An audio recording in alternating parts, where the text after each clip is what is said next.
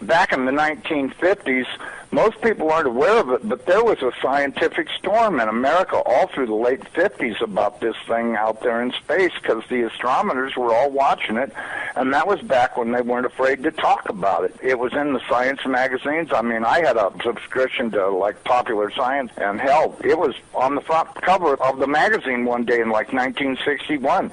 And I was really excited when I saw it, because here's this giant red planet on the horizon of the California coast, and a humongous tidal wave coming in towards the coast, and having grew up in the mountains of the Sierras, and this thing in the magazine, it said this tidal wave coming in was going to be at least 3 miles high, and I went in and showed it to everybody in the house, and they laughed, and they said, look, it says right here, there's nothing to worry about. It won't be here for another 50 years. Hey, guess what? That 50 years has came and gone. And this baby's out there in the sky. They've been watching it. I watched it. And I can tell you, this thing has got so much trash coming around it. You know how we live in a solar system? We've got 9 planets and a big sun. This thing has got 7 planets and its own sun. But I believe that instead of having dirt on it like our planet does and water, I think this thing is just a big, bright reddish-orange iron ball, because it's giving off all this red iron oxide dust out into the atmosphere. When we saw it, at first, it was just a teeny little red speck of fuzzy red dust in the distance, but over the years as it went by and we watched it, it got bigger and bigger and bigger. And then finally, about '08, we could see this thing like it was across the street, and we could see that it was a blazing hot ball of fire giving out sparkles of red iron oxide dust for thousands of miles in every direction. And you could see the planet circulating it.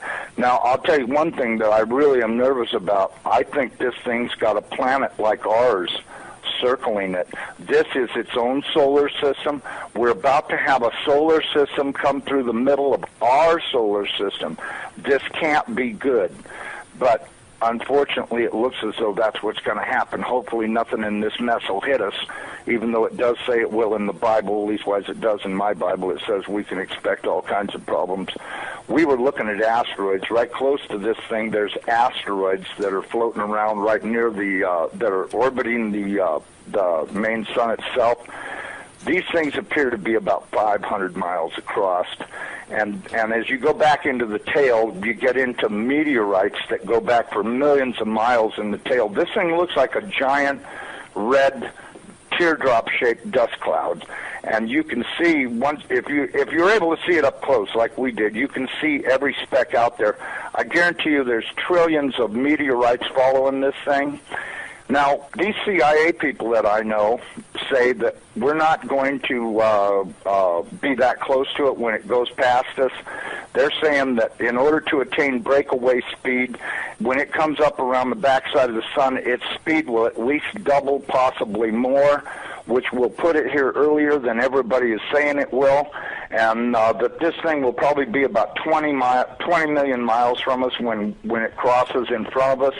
And then as soon as it flips us upside down, we're going to go into its debris-filled tail and be pelted with meteorites. And, of course, in the Bible it says they will talon 70 pounds. So if you've got 70-pound meteorites falling like hail, and I can guarantee you they will be falling like hail because there are that many in the tail of this thing. This thing has got a tail loaded with trash. I mean, it's incredible the amount of stuff that's in this thing's tail. And we're going to go right through that tail, and if it doesn't beat everything on the surface of the ground into a flat putty, I don't know what it'll take. I tell everybody, you better be at least 20, 30, 40, 50 feet on the ground and have either concrete or stone above you, because it'll break through the roof or whatever you've got if you don't. These CIA guys told me that this pole shift will probably happen from start to finish in around 28 minutes. That doesn't give you a lot of warning. When you see that thing out there in the sky, you're going to have to run as fast as you can to your underground facility, because this is going to happen so fast. Now, see, here's another thing nobody's talking about. You've got this giant iron planet that they say is 47,000 miles across, getting ready to come up past us. And when it starts to approach us, it's going to start and have real serious effects. So is it a planet or a failed star? It's not a failed star. You know, I saw this thing up close. It did not look like a failed star. It looked just like our sun. Right. Okay. Would you call our sun a failed star? No. Okay. Well, you had said planet. I wasn't sure if it was like a failed star brown dwarf or a full sun. So it's a full sun? It looks to me like a miniature sun, just like the one we have. The only difference is our sun is giving off flames and stuff, and this one's doing the same thing as it, but it's giving off this red iron oxide cloud of dust around it. And until it got close, we couldn't even tell what was in there. We could see it was hot, and it looked like it was just a dull red when we were first able to discern it through the red cloud. But as it approached, it started to become more apparent that this thing is just orange hot. I mean, to tell how hot it is, I was told that they estimated between 5 and 10 million degrees, but, you know, I don't really know, if that's right or not. I mean, it's got to be pretty hot because it's sending all of this red iron oxide dust out into space around it. Right. And it's got this enormous, and I mean enormous, at least 50 or 100,000 miles on each side of it, this red dust cloud that goes all the way around it. I know when we were watching it, as it started to make the upward swing to approach behind our sun, it was amazing. The red dust cloud settled down. Instead of being round, it started to settle down into a V, like wings, upside-down wings. Right. And I thought, boy, I wonder if that's where the ancient Sumerians got the idea this thing had wings, because, you know, centrifugal force is a funny thing. When it comes back up around the planet, when we see it in the sky, my guess is it's going to look like it's got wings because centrifugal force is going to be pulling the red iron oxide dust and particles out to one side, and then as it starts to climb out and go away from us, listen, I was told that this thing's magnetic field is going to be so strong, anybody that does not have a padded lead helmet to wear will have their brain gutted for everything they ever knew, and they'll be a complete raving moron after this thing passes. They'll they won't know, they'll pee in their pants. They won't have a clue what's going on, because this thing will gut their brain. And you know, I was reading a deal in my Bible. It says that after this happens, that nobody will care because they won't be able to remember it. Well, of course, I was told by somebody the reason that is because the electromagnetic field from this thing will be so strong, because, see, as it comes up underneath of us, it's going to start and pull us toward it. And then, just like a pair of big magnets, all of a sudden it's going to lock onto us. And when it does, it's going to be like the Jolly Green Giant hit the earth in the ass. It's going to send a jolt 500 to 1,000 foot high. This is what I'm told. 500 to 1,000 foot high shock waves all the way around planet Earth. They'll be so bad that in a lot of areas that don't have good solid soil, it'll fluff it so badly that you'll practically be like you're standing in quicksand. And that this thing's magnetic field will literally gut your brain of everything. And so you may want to give some thoughts to getting you some sheet lead, build you a little lead helmet to wear, you know, like a little motorcycle helmet to protect your entire brain and the back of your neck, so that way this can't happen. Because, you know, if these guys are right about this, and I'm pretty sure they are, because I know for a fact they know what they're talking about when they say stuff. And so, you know, and it does sound reasonable to me, knowing what I do about electromagnetic energy, that this could happen. And it very easily could gut everybody's brain for everything they ever knew, and they'll stand there and pee in their pants and go, gee, what was that? And that's if they still know how to talk. And there won't be any doubt in anybody's mind, because this thing's going to look like a big red dragon, exactly like all the ancient Sumerians and the Chinese and all the rest of them that had documented this thing's passing before. It didn't look like a white ball or a snow cloud or nothing. It looked like a big red iron oxide dust cloud with a superheated star in the middle of it. And, I mean, you know, and that's what we've seen. So, you know, I don't care what anybody else says. There's a possibility. There's more than one thing out there. You know, I watched it through the Hubble Space Telescope, And when this thing looked like it was across the street, the Hubble got cut off, and they encrypted it, and that was the end of any transmissions we had to watch. And we know that the Hubble, in order to be in the shadow of the Earth, had to be at an angle, and so that meant it was looking downward, and this thing was coming up underneath of us. And I tell you the honest to God truth, I personally think this thing is real close to us right now. But, you know, that's just my general feeling that, you know, and I'm a pretty psychic guy.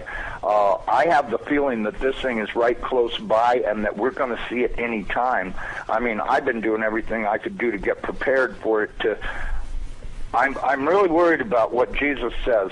You know, when the fig tree is putting on its leaves, know that summer is near, and I'm at your door. And that worries me more than probably anything I've read in the Bible about this whole thing, the parable of the fig tree, because everything seems to be in place for this thing's arrival. And the bad thing is, he says, I'm going to come like a thief in the night. Well, it does also say in the Bible that I'm going to make the sun go down at noontime in Jerusalem. Okay, if that's the case, there's only one thing that'll make the sun go down, not hit the horizon, go down at noontime, and that's if the planet experiences a pole shift. Okay, I got a quick question that you can probably answer really quickly and then continue from the chat room. Wants to know if you're talking about Planet X or Elenin, and I don't think, I've never thought Elenin is Planet X. Terrell's pretty stuck on that, but I think Elenin is a result of it. It's a comet that's been kicked in. Elenin is extinction level event Nibiru is near. Right. Does that explain it? Yeah. Okay, because listen, they've known about this thing forever. And I mean, they've known about it forever. I mean, if I read about it in a science magazine in 1961, that tells you that, I mean, it's only 1,800 years away. How could they not be able to see it when it came around the backside of the last sun and headed this way? Right. You have to know they've been watching it, because if you know, Carl Sagan was showing stuff that they took with their old telescopes that was billions and billions of miles away. And this thing's only 1,800 years away. Well, and by 1930, it was only 70 years away. You know, we do estimate that this thing, let me give you a thing, maybe you can figure out your own timeline. We estimated that this thing is traveling around 3,500 miles an hour, okay? Okay. That was our estimate of its speed. Now, it has been picking up speed, and that's the reason why we think it's going to arrive early, because when it comes around the backside of the sun, it's got to double that speed in order to attain breakaway speed to leave the sun and not wind up orbiting it. It's never orbited the sun in the past that we know of, so that means that it's going to have to attain breakaway speed to head back out into space. Now, you look at the NASA videos, photos, and all this other crap those morons put on the internet. This thing is coming in. It's going to, as soon as it goes around the top of the sun, it's going to go back out into space. Right. And it's going to do this really fast. When it goes past us, it's going to go past us so fast that we'll almost have no time to get ready. That's my opinion. But, you know, just drawing it out on paper a few times and thinking about it, and I went, you know, if this thing picks up enough speed to make breakaway speed, then that means it's going to come past us. You know, this thing, according to what I was told, is that this thing is approximately 47,000 miles in diameter, you know, 4 or 5 times the size of the Earth, and it'll come past us, and we won't have a lot of warning, and we won't get to see it in the sky until it's on us. I think the NASA timeline is completely off. I think this thing's going to arrive much earlier than they say it is. You know, I know they're saying October, but, you know, if you look at the, you know, now, I was told that the poles are not shifting at 42 miles a year. They're shifting at 42 miles a day. And the reason is because this planet is rolling over to face this thing. Now, when it goes by, it's not going to push our North Pole away. It's going to grab our southern pole with its northern pole, and it's going to be like somebody kicked this planet in the ass. That earthquake that it talks about in Revelations, when the opening of the sixth seal comes, from what I've been told, that's very accurate, because that's exactly what's going to happen. There's going to be a massive earthquake when it locks onto us. As it goes past us, we're going to follow it right upside down. the oceans are just going to be roaring from pole to pole, as you could well guess they would, because if you take a planet that's 7,000 miles across and roll it upside down in 30 minutes, you're going to have some real serious problems with wind and water. We should be preparing to expect this thing to show up any time.